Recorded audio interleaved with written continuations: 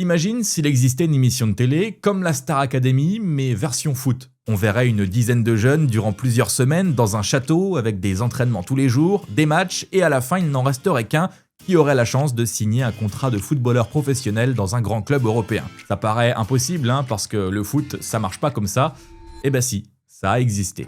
Il y a 20 ans, plusieurs jeunes Anglais se sont affrontés dans une émission de télé pour devenir footballeur pro, un programme en partenariat avec Chelsea et son emblématique entraîneur José Mourinho. Vous allez rire, mais je veux un joueur arrogant.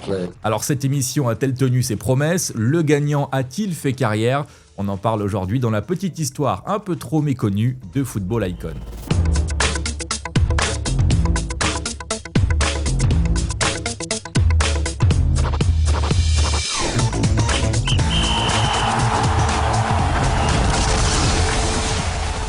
Le projet Football Icon débute à l'été 2005. Pour dénicher la future pépite de Chelsea, tout juste champion d'Angleterre, la production de l'émission recherche des jeunes joueurs âgés de 16 ou 17 ans qui n'ont pas encore signé de contrat pro. Durant plusieurs semaines, des détections ont lieu à travers l'Angleterre, à Londres, Manchester et Birmingham. Au total, près de 6000 jeunes tentent leur chance en passant différents tests techniques et physiques.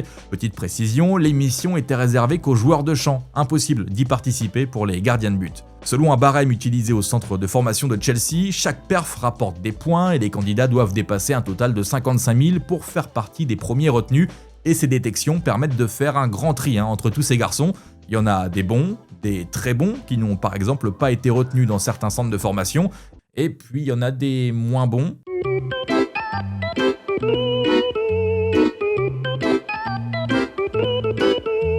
Et d'autres qui ont déjà un sacré boulard. Parfois on se dit, je suis doué, je suis le meilleur. C'est tout moi. Shevchenko et Adriano, je les bats. Faites-moi entrer au centre et vous verrez. Je suis rapide, costaud. José, c'est moi. Mikey Fisher, souviens-toi de ce nom. Ces détections et tout le reste du projet sont supervisés par deux gars, Neil Bass, le responsable de centre de formation de l'époque de Chelsea, et Ray Wilkins, ancien joueur des Blues. À la télé, cette première phase de l'émission permet déjà de voir quelques bons petits joueurs, différents profils, plusieurs caractères, et comme dans tout concours télévisé, le spectateur a son poulain, son petit chouchou. Moi par exemple, c'était Charlie Moon, alias le rieur. Oui, parce que chaque joueur qui était un peu mis en avant dans le programme avait le droit à son petit surnom. Scott, le dragon gallois, Bradley, le Golden Boy, ou encore Mikey Fisher, alias le Tchatcher de Liverpool. À l'issue de cette batterie de tests de présélection, seuls 40 joueurs sont retenus. 40 gamins qui vont s'affronter sur un week-end lors de la prochaine étape pour continuer de croire en leur rêve de devenir footballeur pro. Avec papa et maman en bord de terrain en guise de supporters, les joueurs se disputent leur place dans la suite de l'émission au travers de différents matchs. Pas facile d'ailleurs pour des mecs qui ne se connaissent pas du tout, mais certains arrivent tout de même à tirer leur épingle du jeu et séduire le staff de Chelsea. On a 3 ou 4 garçons, peut-être 5, qui sortent du lot. Les autres sont à peu près tous du même niveau, alors on va devoir discuter entre nous pour choisir qui revient demain. À l'issue d'une première journée, un nouveau tri est fait avec seulement la moitié des 40 joueurs qui vont poursuivre l'aventure. Et pour annoncer la nouvelle, c'est assez cruel, ils sont tour à tour appelés et répartis dans 2 quarts différents. Roberts, quart numéro 1. Ricky Modeste, quart numéro 2. Charles Moon.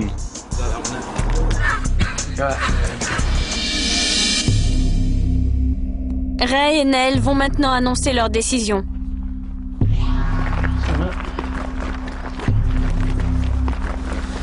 Vous revenez demain.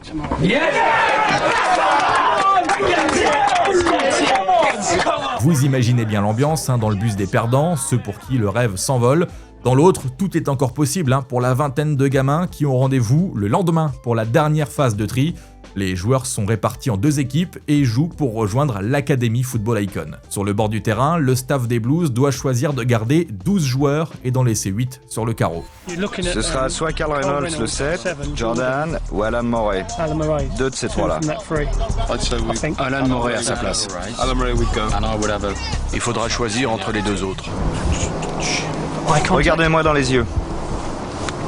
Bravo, félicitations.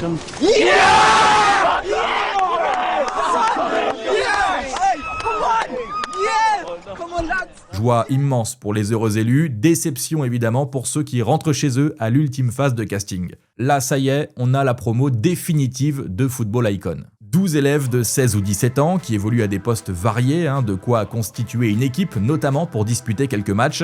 Et c'est parti pour 6 semaines à l'essai avec le club de Chelsea, où les jeunes vont vivre les prémices de la vie de joueurs de foot. Ils logent tous dans un géant manoir à 2 pas du centre d'entraînement flambant neuf de Chelsea, et durant 1 mois et demi, ils vivent un peu un RP footballeur. 2 entraînements par jour, accès au staff médical de Chelsea, à un espace de musculation. Au manoir, ils ont piscine, console de jeu, billard, une nounou aux petits soins pour cuisiner leurs repas et soigner les petits bobos. Et comme dans toute télé-réalité, il y a aussi des embrouilles. Alan a décidé de rester au manoir parce qu'il pense que l'argent a disparu de sa chambre. Je sais que quelqu'un l'a pris. J'ai vérifié 4 ou 5 fois avant d'accuser qui que ce soit. Si on m'aide pas à régler ça, il y en a qui vont le regretter sur le terrain. Parlez pas dans son dos. Allez lui dire. Si tu veux pas lui parler, va... Comment ça va? Pauvre con. Comment ça, pauvre? Et là encore, comme dans chaque télé-réalité, les téléspectateurs ont droit à des portraits des différents élèves que l'on voit chez eux, avec leurs proches, pour en apprendre un peu plus sur les différents candidats. Dans l'émission, on met quelques étoiles dans les yeux de ces ados qui évoluent avec tous les équipements du club. Ils ont aussi droit à une visite guidée du stade de Stamford Bridge et chacun s'imagine fouler cette pelouse quelques semaines plus tard aux côtés de Lampard, Terry, Drogba et compagnie. Le fait d'être installé à Stamford Bridge, d'avoir vu le terrain et les installations, ça motive encore plus pour gagner. Les joueurs sont jugés sur leur performance aux entraînements et aussi en match. La team Football Icon affronte par exemple une équipe de jeunes de Sutton United, de Brighton, où sont aussi mélangés à des espoirs et des joueurs de la réserve de Chelsea. Et comme à la Starac, au fur et à mesure, des élèves sont éliminés jusqu'à ce qu'il n'en reste qu'un. Après le match de ce soir, on va commencer les éliminations. Ne me facilitez pas la tâche. Compliquez-la moi. Allez, allez! Bien joué, Craig. Il est toujours bien placé. Ouais, j'adore. Allez, allez, fonce, fonce! Ouais, c'est bien.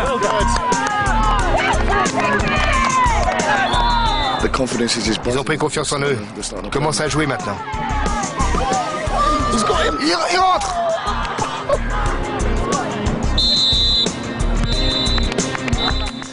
Première chose, tu reviens la semaine prochaine. D'accord? Donc ça c'est bien. Ouais. C'est la bonne nouvelle, on veut que tu reviennes. Maintenant, je suis en mesure de te donner un feedback, de te parler de tes progrès et de la possibilité ou non qu'on t'offre un contrat professionnel. Et malheureusement, on ne le fera pas. Donc ça signifie que ta période d'essai est terminée. C'est fini, ton rêve s'envole et au passage, on t'oblige à tourner une séquence à la con où tu marches dépité dans un couloir pour symboliser ton départ de l'émission. Au fil des éliminations, évidemment, la promo Football Icon est de plus en plus réduite. Dès lors qu'il ne reste plus que 6 gars en compétition, ils poursuivent leur essai en intégrant les entraînements de l'équipe U18 de Chelsea. Bienvenue aux 6 garçons qui sont ici à l'essai. Bonne chance à vous et profitez de votre semaine ici. Pour ces jeunes, c'est une étape importante. Ils feront tout pour impressionner l'entraîneur des moins de 18 ans, Brendan Rodgers. À vous de bosser. Et si vous avez des doutes ou des questions, demandez aux autres. Ils sont là pour vous aider, tout comme moi. Neil Bass et Ray Wilkins sont toujours en charge du projet, mais ça y est, on voit désormais José Mourinho, le Special One, jette un œil à quelques séances d'entraînement et vient saluer les jeunes. Ils sont pas mauvais. On en a sélectionné 20. À la fin de la présélection, on avait des athlètes naturels rapides. Mais ils jouaient comme des gamins des rues. Celui-là, il joue à quel poste? Je l'ai mis arrière droit. Il n'était pas convaincu, mais comme on veut que nos arrières montent sur l'aile, ces deux-là sont très bien. Les semaines passent et l'écrémage continue jusqu'à garder 3 finalistes prétendant au titre de vainqueur de Football Icon et qui signera un contrat pro avec Chelsea. On a Sam, arrière-gauche solide, issu d'une famille dans laquelle on est fan absolu de Chelsea de père en fils. Dee, ailier droit rapide, reconverti en arrière latéral par le staff de Chelsea qui voit en lui un très bon piston. Et Marc, milieu défensif qui joue déjà comme un vieux briscard, maillot dans le short, récupération, tête levée, passe laser. Sam et Marc semblent avoir une petite longueur d'avance quand le coach des U18 les convoque pour un match de championnat. Seul Marc entre en jeu, 3 petites minutes pour 0 ballon touché. Hors terrain, le RP footballeur continue, un peu dans l'excès. Les 3 finalistes se rendent par exemple en limousine à une soirée de gala à l'avant-première mondiale du film Goal. Les gamins sont aussi sollicités par la presse et font un passage sur la chaîne télé de Chelsea. Ils sont aussi envoyés en stage à l'étranger, quelques jours aux Pays-Bas, au Vitesse Arnhem et aussi en Corée du Sud. Et pour contrecarrer avec ce semblant de vie de star du foot, encore une fois, façon Starac, on les renvoie quelques jours chez eux, avec la famille, les potes et le bruit qui s'est répandu dans le voisinage que la future star de Chelsea était peut-être issue du quartier. Sur la pelouse, il reste 2 échéances pour se montrer et convaincre le staff des Blues. D'abord, un match contre la sélection U17 de l'Irlande du Nord. Sauf blessure, Dee, tu joueras 90 minutes. Marc, tu joueras 90 minutes. Sam, 90 minutes. Pour vous, c'est l'occasion de montrer en match ce que vous savez faire. Sur son couloir droit, Dee est en jambes et multiplie les allers-retours pour attaquer et défendre. Il a une technique incroyable. Il est très rapide. De l'autre côté, Sam a un peu plus le frein à main mais fait le job, tout comme Marc au milieu. Le dernier match, crucial, se déroule sous les yeux de José Mourinho. Une finale que manque Marc, blessé, qui ne peut que compter sur les mots du directeur du centre de formation et une compile vidéo pour défendre sa chance. Sans doute sous la pression, les 2 finalistes titulaires ont du mal à rentrer dans leur match. Dee est un peu trop tendre sur l'ouverture du score adverse, mais se réveille petit à petit et dynamite son couloir droit comme il sait le faire. Dee impressionne aussi le patron. Il joue sur toute l'aile, il va vite, il a assez de santé pour monter et revenir à son poste. Sam, lui, est moins flamboyant, mais sérieux, vigilant et dur sur l'homme. Sam est habile avec un ballon. Mais à 11 contre 11, il faut plus que ça. Tous les 3 ont leur place à Chelsea à ce niveau. Ça y est, les dés sont jetés, Football Icon se termine et un seul des 3 garçons va devenir footballeur professionnel à Chelsea. José Mourinho en personne félicite et remercie les participants, mais c'est à Neil Bass que revient la lourde tâche de dévoiler les résultats, de réaliser le rêve d'un gamin et de briser celui de 2 autres joueurs. Bien, assieds-toi. Après plusieurs semaines de compétition, il est temps d'annoncer la grande nouvelle à l'heureux élu, le grand gagnant de ce programme inédit Football Icon, le joueur qui a été choisi parmi 6000 gamins de toute l'Angleterre. Et je suis très heureux de t'informer que tu as décroché le contrat. Super. Ça marche? Va voir ta famille. Elle t'a beaucoup soutenu. Sam remporte Football Icon, le solide arrière-gauche, fan de Chelsea depuis toujours, signe pro chez les Blues. Je savais que tu pourrais y arriver. Je le savais. Le staff a fait son choix et préféré Sam aux 2 autres finalistes. Le patron du centre de formation explique à Dee qu'il est un très bon joueur, mais Chelsea a déjà des profils similaires dans ses équipes avec des qualités supérieures à lui. Concernant Marc, Neil Bass lui propose quand même un autre type de contrat en parallèle de ses études. Le club apprécie beaucoup son profil, son potentiel et souhaite le garder dans les petits papiers au cas où il explose. Ce qui n'est pas arrivé, tout comme Sam Hurrell. Oui, son nom ne vous dit sûrement rien du tout, parce que signer pro, ça veut pas forcément dire jouer avec l'équipe première et faire une grande carrière. Sam a d'abord signé un contrat de 6 mois, fait quelques entraînements avec les pros quand même, mais jouait surtout avec l'équipe U18. Il a ensuite été prolongé pour 12 mois, puis n'a pas été retenu en 2007 et a fait une carrière de semi-pro, on va dire, dans des plus petits clubs anglais. Mais l'histoire est belle au final, parce qu'aujourd'hui, Sam travaille à Chelsea. Il est l'entraîneur de l'équipe U15 des Blues, et qui sait, il façonnera peut-être la future star de Chelsea qu'il n'a pas réussi à devenir.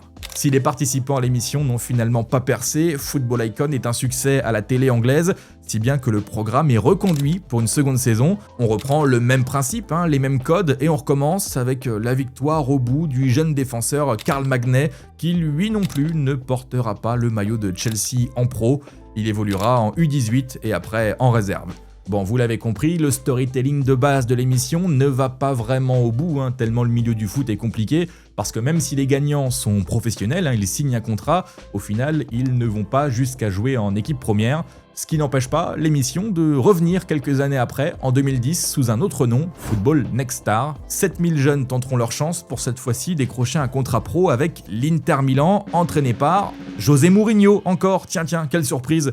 Je sais pas ce qu'il avait, José, avec cette émission, je sais pas s'il y croyait vraiment ou bien si c'était juste pour le fun ou l'image. Dans Football Next Star, on a exactement le même principe que Football Icon, sauf qu'on pousse le curseur encore plus loin, parce que les 10 sélectionnés sur les 7000 participants quittaient l'Angleterre pour passer plusieurs semaines en Italie, dans une villa de zinzin au bord du lac de Côme. Par contre, on change pas le résultat final, hein. Un vainqueur, Ben Greenhalgh, qui va jouer avec les U18 de l'Inter avant de revenir dans des plus petits clubs anglais.